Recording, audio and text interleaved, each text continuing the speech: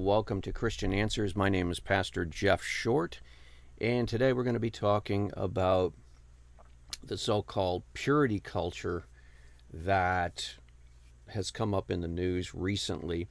One of the things that has come up with the Joshua Harris expose. Joshua Harris, if you don't know it, was the author of a book called I Kissed Dating Goodbye, and he has basically said goodbye to Christianity. In an unfortunate move, he has basically renounced the faith, and a lot of people are saying that the purity culture, this thing called the purity culture, is part of the reason why his books and his teachings, and now he's walking away from the faith. That's why that all happened, because he was a part of this non-biblical thing called purity culture. And so what is the purity culture? Well, the purity culture is a term that was coined around the time when Christians began to realize that our culture was corrupted. Coming out of the 60s, you have this this idea that do what you feel, anything goes.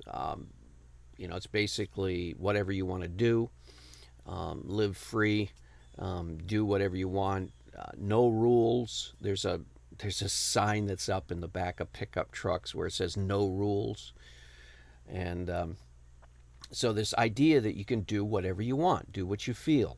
That was the hippies, the 60s message. And we saw an increase in sexually transmitted diseases. We saw an increase, of course, in abortions, unwanted pregnancies, so on and so forth, as a result of that sexual revolution that occurred during the 60s. Well,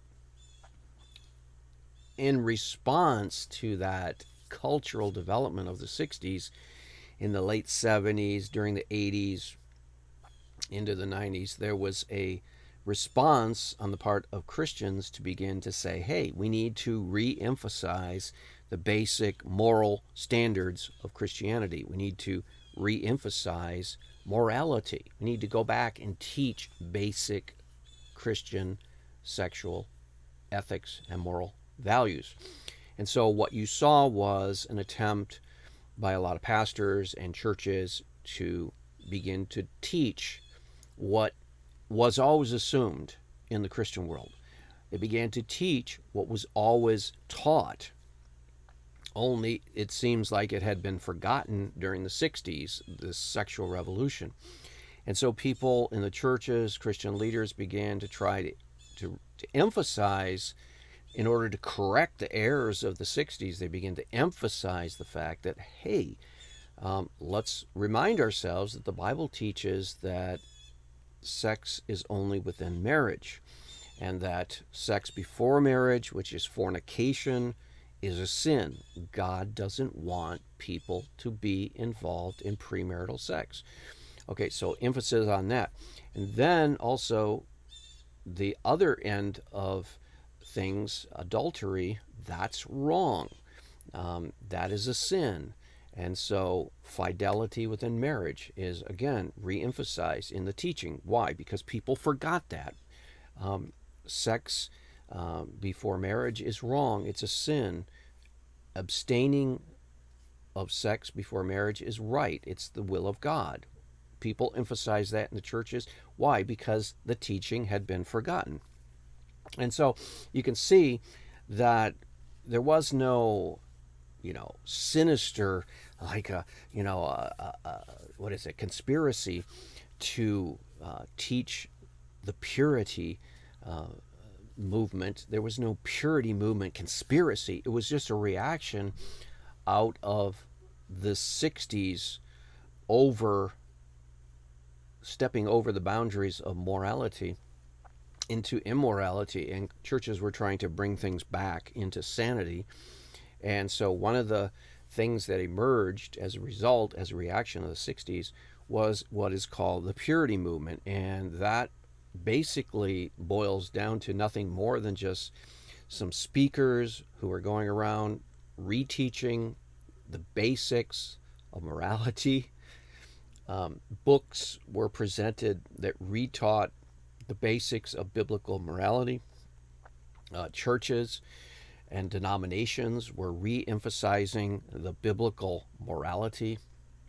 And so that's all it really is. That's all that the purity movement really was in a general sense. Now, specifically, there were different efforts to try to encourage young people to abstain from sex before marriage, to save themselves for marriage. Again, this is all in response to the excesses of the 60s and the 70s. So there's nothing sinister, there's nothing wrong, there's nothing bad about churches and church leaders and pastors and teachers trying to bring some sanity into a chaotic cesspool of immorality which had developed after the 60s revolution. I mean, if you think back at what happened in the 60s, you went from people by and large in the 50s conforming to the Christian moral standards. Even if they weren't Christians, they would conform to the standards of Christ and the Bible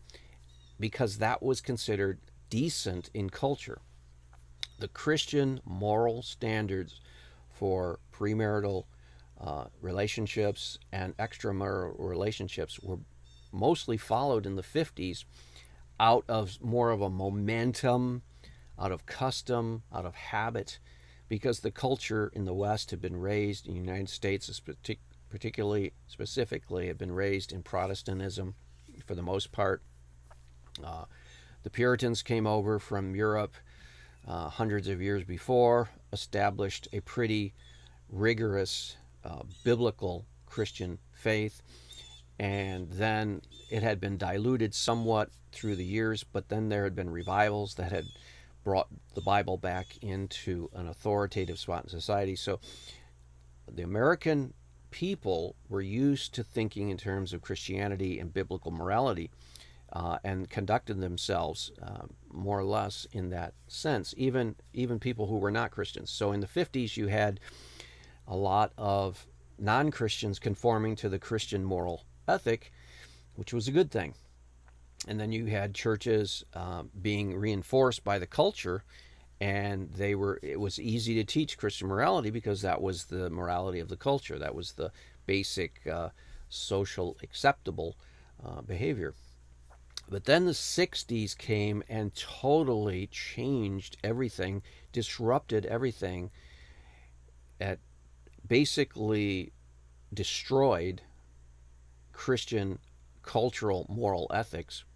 And then you had situations where young people were living in these so-called communes. They would all live and pay rent. Some didn't, some did, in a big house, and they would live and sleep together and have these orgies, and just totally decimated the Christian moral decency standard. And the 60s, if you think back at Woodstock, there was this farmer's field way out in New York, and they had Woodstock and the bands playing up front, and then the farmer's field turned into mud, and it was a muddy, messy, stinky, filthy environment where there was sewage out there. People were living in mud in their tents or in their sleeping bags, and it was just a mess. And that kind of epitomizes the 60s moral standards. It was just a mess. And so you had hippies out in California, and had Woodstock in the eastern part of the country, and then you had various degrees of that same mentality all throughout the country. Least affected down south and in the Midwest. But even eventually, these places began to get the immorality that was already happening on the coast during the 60s. And so you had the whole country was facing a big crisis.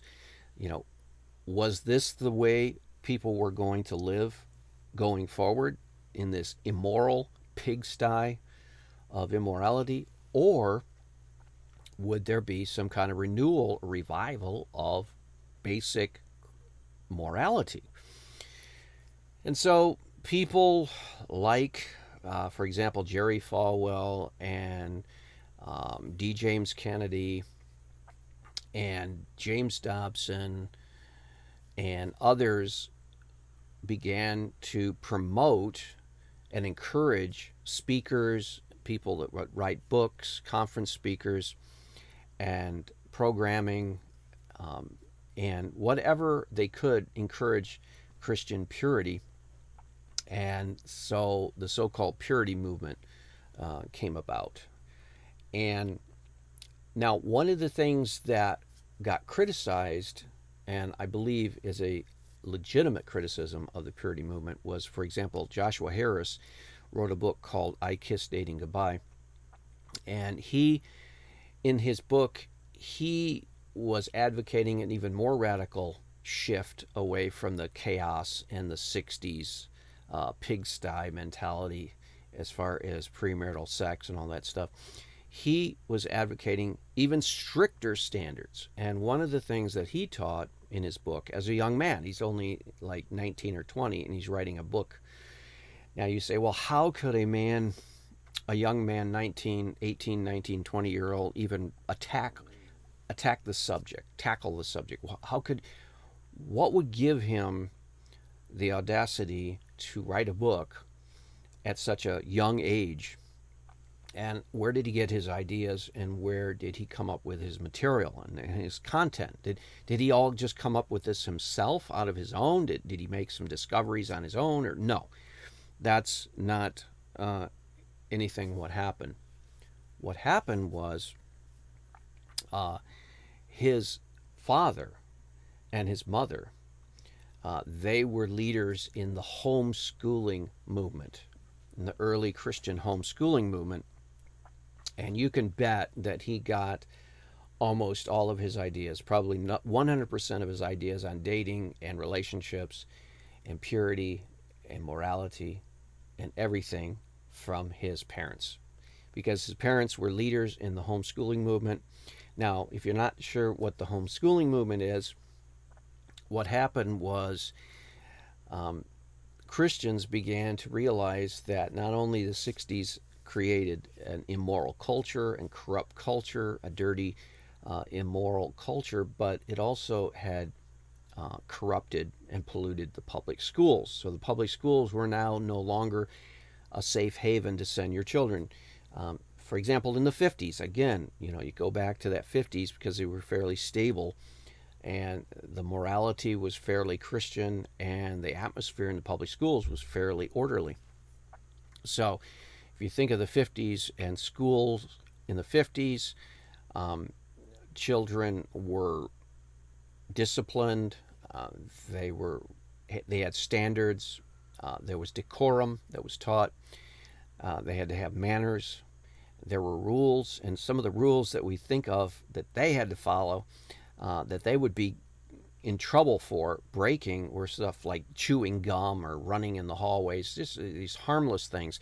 You fast forward past the 60s revolution, and then kids were getting into trouble for getting pregnant out of wedlock, taking drugs, drinking, violence, killing. I know in the 70s when I went to school, there was even a kid that was murdered by another kid in my school, unfortunately. That kind of stuff. Now, that didn't happen for the most part in the 50s, but it's happening now, and it happened after the 60s revolution because things all changed. Now, Christians began to look at the school system in the late 60s, early 70s, and into the 80s, and began to say, hey, look, we can do better. And the way that we need to do better is to homeschool. We can't just send our kid to the public schools because they're going to corrupt our children. They're going to teach them this 60s revolutionary, immoral attitude, anti-authority, anti-God, anti-Christian. You also have to remember during the 60s, prayer was taken out of school, and references to God and many of the things that were accepted in the 50s, that was all taken out. And so coming out of the 60s, you had a situation where parents were looking at the public schools and saying, hey, this doesn't look like a good place that we want to send our kid. So this homeschool movement began to grow. It was a burgeoning movement, and more Christian parents were beginning to think in terms of either homeschooling or Christian schooling, starting Christian schools from scratch. So Joshua Harris's parents were national leaders in the Christian homeschooling movement. So he got a lot of, or all of his ideas about relationships and dating and teenage behavior and so forth from his parents. So he wrote them all down. Now, one of the things about his book, I Kissed Dating Goodbye, that he wrote was it's advised that you don't even kiss the one you're going to marry until after you're married. It's not even advised that you hold hands or so on and so forth. So there's all kinds of these rules that he explained. I'm not quite sure if he said don't hold hands, but I know he advocated don't even kiss until after you're married. And there were strict rules that you would follow. And churches, because they were looking for answers and solutions to that 60s chaotic, immoral mess, they latched onto his book. They promoted it among their youth groups. A lot of churches and even denominations like the Southern Baptist Convention, they got behind this and began to promote the Christian purity movement as it's known now. And so there was no conspiracy. There was no purity conspiracy movement. It was just simply that Christians began to say, hey, this sounds like a good idea. Let's get our young people reading this book by Josh Harris. And it's got a lot of good ideas. So pastors, church leaders, denominations, youth group, youth pastors, etc., began to promote Josh Harris's book, I Kissed Dating Goodbye. And it became large enough and became big enough, it became popular enough that the secular people began to look at it and labeled it the purity movement. And they were saying, oh, they're going back to the old-fashioned rules, and they're trying to be Victorian, and criticisms, of course, coming from the secular people, because it was challenging the 60s revolution that was pretty much accepted in mainstream culture. That immorality would, if you looked at the popular movies and music that were being produced after the 60s, all of the assumptions of the 60s revolution are accepted and made mainstream. A lot of immorality in the movies, a lot of premarital sex, a lot of immorality in the popular music, premarital sex, outside of marriage sex, all kinds of, pretty much anarchy as far as morality. And that was all made mainstream. And so the mainstream pop culture and secular world laughed at the purity movement. Now, one of the dangers of the purity movement, that it's a criticism that Christians can make of the purity movement. It's a criticism of what Christians can now look upon what was taking place and reflect and realize that if the purity movement involved this, it was a mistake. And that is, when you create rules that are more strict than the ones God gives, you're setting yourself up for failure. In other words, if you look at some of the things that, for example, Joshua Harris wrote in I Kissed Dating Goodbye back in the early 90s, his standards were more strict than the standards God put down in the Bible. Now that sounds funny. That sounds kind of strange. It's like, why would we ever want to go beyond what God says in the Bible? Why would we want to make the activities and behaviors of teenagers more strict than what the Bible outlines? Well, there are reasons why Christian leaders and Christian authors and Christian thinkers began to multiply the rules. And that was a well-meaning attempt And we've seen this before in fundamentalist churches. It's a common mistake that occurs in the hyper fundamentalist movements. The independent fundamentalist Baptist churches, for example, have all kinds of rules.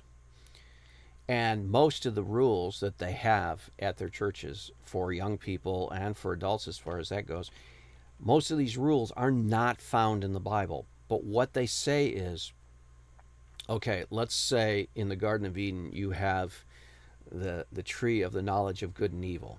And God said you can't eat of that tree. That's the rule. That's the one God-given rule. You can't eat of the tree of the knowledge of good and evil. Okay, so well-meaning Christians might say, okay, we know that we don't want to eat from that tree. So let's put a fence around that tree and say you can't go beyond the fence. You can't go over the fence. You can't climb over the fence. The fence is the marker. Okay, so they made a rule that's more strict than the rule of God. God's rule says you couldn't eat from the tree of the knowledge of good and evil. And now a man-made rule is imposed in addition to that God-given rule, and it says you can't even go within a certain distance of the tree. And then some other well-meaning Christian came up with the idea, well, wait a minute. What if somebody climbs over the fence because they're tempted? Let's put another fence up, but let's put it further back so that if they do climb over the fence, they're still outside of the original fence that we set up, to try to make sure that they don't actually go and eat of the fruit of the tree. So there's another fence that's put up. And so on and so forth. So you start getting these stricter laws than the laws of God.